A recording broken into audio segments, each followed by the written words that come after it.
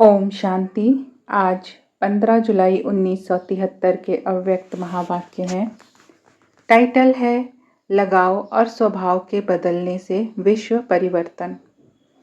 क्या आवाज से परे शांत स्थिति इतनी ही प्रिय लगती है जितनी आवाज में आने की स्थिति प्रिय लगती है? आवाज में आना और आवाज से परे जाना ये दोनों ही एक समान सहज लगते हैं या आवाज से परे जाना मुश्किल लगता है? वास्तव में स्वधर्म शांत स्वरूप होने के कारण आवाज से परे जाना अति सहज होना चाहिए। अभी अभी एक सेकंड में जैसे स्थूल शरीर द्वारा कहीं भी जाने का इशारा मिले तो जैसे जाना और आना ये दोनों ही सहज अनुभव होते हैं, वैसे ही इस शरीर की स्मृति से बुद्धि द्वारा परे जाना और आना ये दोनों ही सहज अनुभव होंगे। अर्थात एक सेकंड में ऐसा कर सकते हो। जब चाहे शरीर का आधार लें और जब चाहे शरीर का आधार छोड़कर अपने अशरीरी स्वरूप में स्थित हो जाएं। क्या ऐसे अनुभव चलते फिरते करते रहते हो? जैसे शरीर धारण किया वैसे ही फिर शरीर से न्यारे हो जाना, इन दोनों का क्या एक ही अनुभव करते हो? यही अनुभव अंतिम पेपर में फर्स्ट नंबर लाने का आधार है। जो लास्ट पेपर देने के लिए अभी से तैयार हो गए हो या हो रहे हो, जैसे विनाश करने वाले एक इशारा मिलते ही अपना कार्य संपन्न कर देंगे।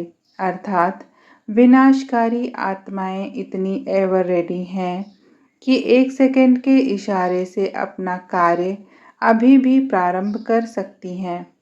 तो क्या विश्व का नवनिर्माण करने वाली अर्थात स्थापना के निमित्त बनी हुई आत्माएं ऐसे एवर रेडी हैं, अपनी स्थापना का कार्य ऐसे कर लिया है कि जिससे विनाशकारियों को इशारा मिले?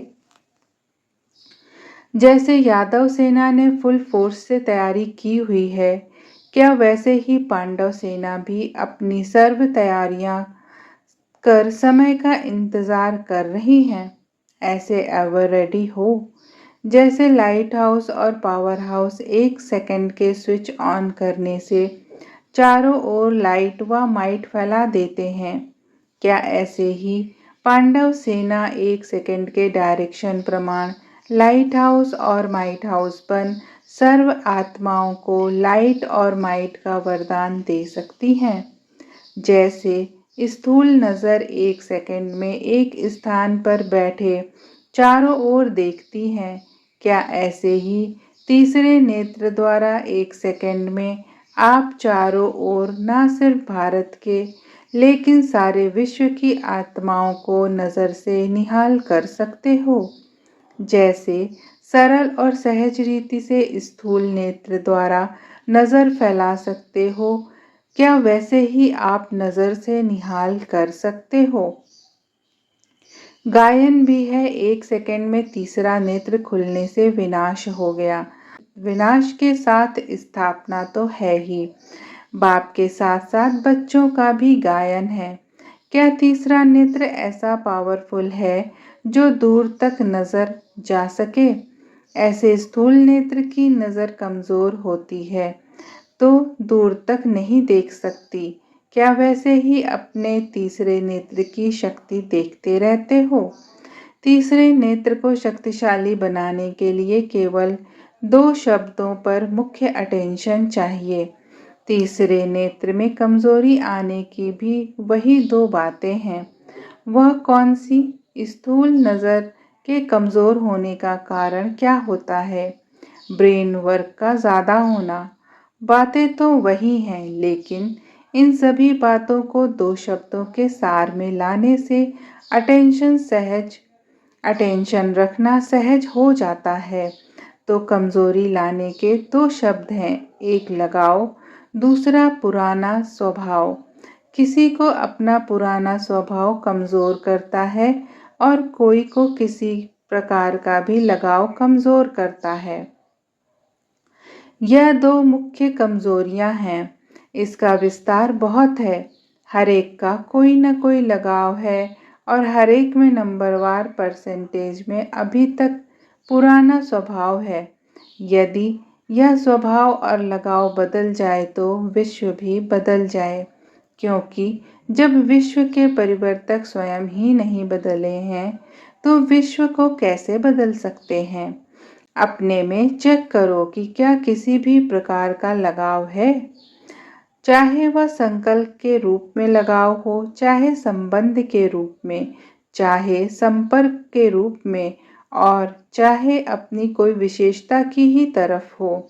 अगर अपनी कोई विशेषता में भी लगाव है तो वह भी लगाव बंधन युक्त कर देगा और बंधन मुक्त बनने नहीं देगा, क्योंकि लगाव अशरीरी बनने नहीं देगा और वह विश्व कल्याणकारी भी बन नहीं सकेगा।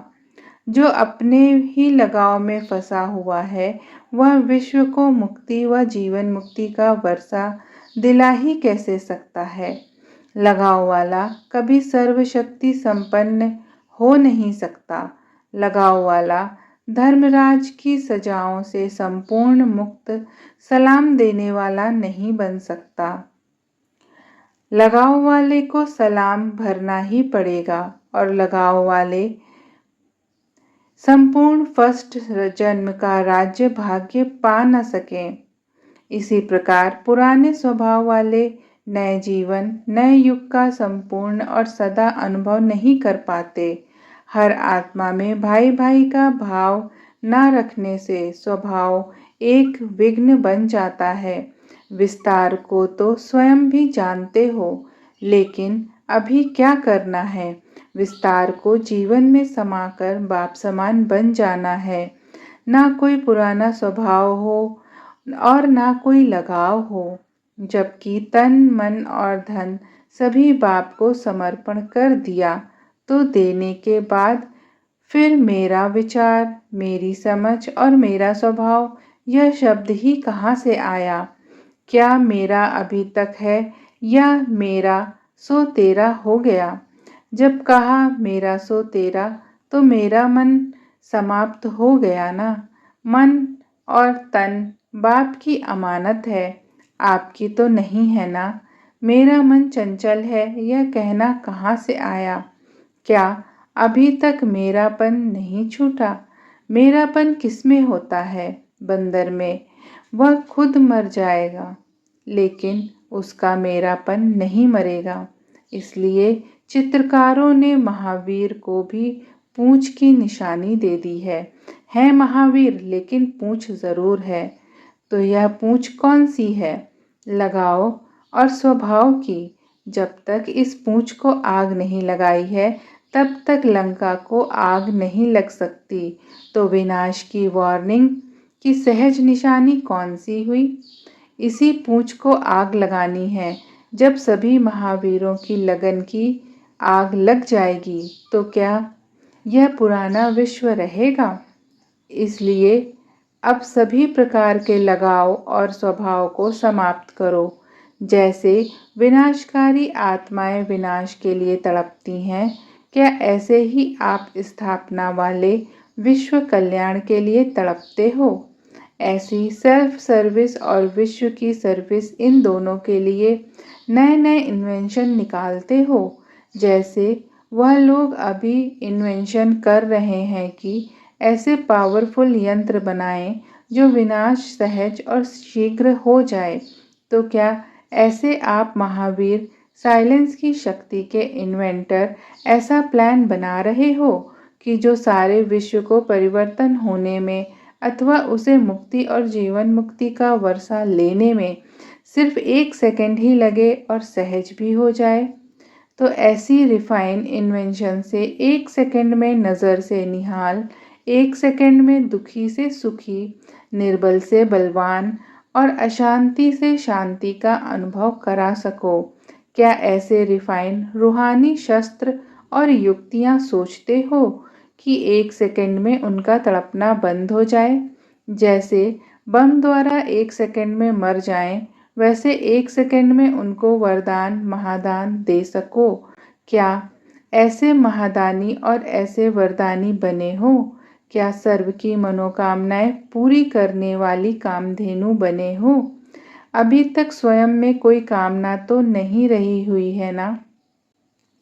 अगर अपनी कोई कामना होगी तो कामधेनु कैसे बनेंगे?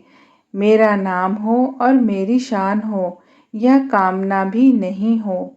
समझा?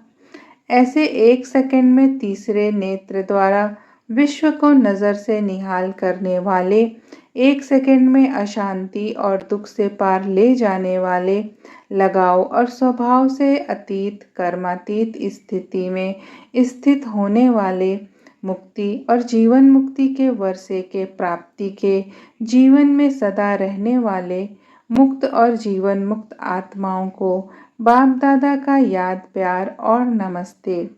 ओम शांति।